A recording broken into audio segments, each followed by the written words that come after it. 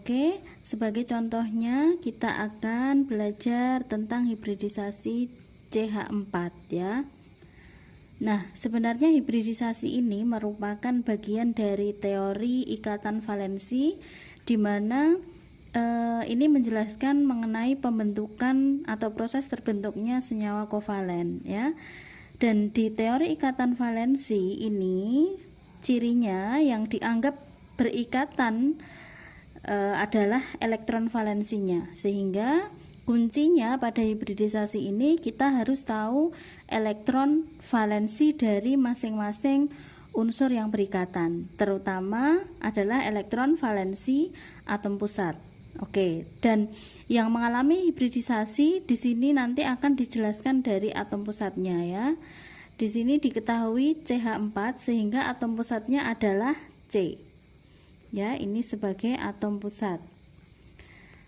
Nah, maka ketika yang ditanyakan adalah hibridisasinya, kita harus mengetahui elektron valensi dari C yang merupakan atom pusat. Nah, ini bisa kita lakukan dengan menuliskan konfigurasi dari C dengan nomor atom 6. Konfigurasinya adalah 1s2, 2s2, 2p2. Nah, kemudian elektron valensinya jelas ya, 2s2 dan 2p2. Ini adalah elektron valensi dari C. Sehingga kita bisa menuliskan elektron valensi dari C adalah 2s2, 2p2. Ini kalau kita gambarkan di diagram orbitalnya, berarti ini adalah orbital 2s dan 2p ya. Jadi ini saya gambar dengan garis ya, tidak dengan kotak seperti biasanya supaya lebih ringkas.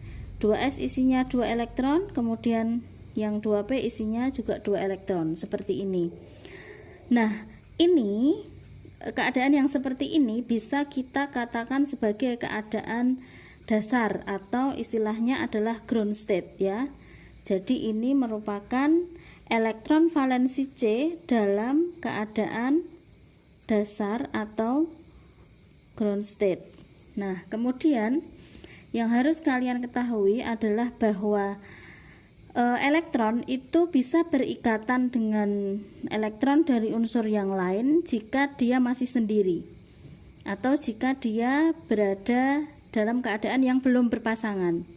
Nah, di gambar elektron valensi C pada keadaan dasar ini yang belum berpasangan adalah 2 elektron ya. Ini di 2p, sehingga dalam kondisi yang seperti ini C itu hanya akan bisa berikatan dengan 2 elektron atau 2 atom lain ya, paham ya? Padahal dalam CH4 itu 1C itu berikatan dengan 4 atom H. Dengan kata lain, kita membutuhkan 4 elektron yang belum berikatan atau 4 elektron yang belum berpasangan. Ya, sehingga bagaimana caranya supaya ini keadaan dasar ini, bagaimana caranya supaya elektron ini ada 4 yang belum berpasangan kan gitu. Sehingga nanti akan ada yang namanya keadaan tereksitasi ya. Jadi 2s ini nanti akan mengalami eksitasi ke 2p ya. Jadi eksitasi itu pengertiannya adalah perpindahan elektron ke level energi yang lebih tinggi ya. Jadi kalau kita gambarkan lagi, ini 2s, karena tadi tereksitasi ke 2p, maka ini isinya 1, tinggal 1. Kemudian 2p tadi jadi isinya 3 karena ini 1 pindah ke 2p ya. Begitu ya, paham ya? Nah, ini kita sebut sebagai keadaan tereksitasi ya. Sudah sendiri-sendiri seperti ini dan 1 elektron 2s sudah tereksitasi ke 2p, maka ini energinya menjadi sama atau orbitalnya menjadi ya bergabung gitu ya, menjadi 1. Jadi bisa kita tuliskan seperti ini. Dan ini tidak lagi 2s 2p, tetapi namanya adalah orbital hibrida karena S-nya 1,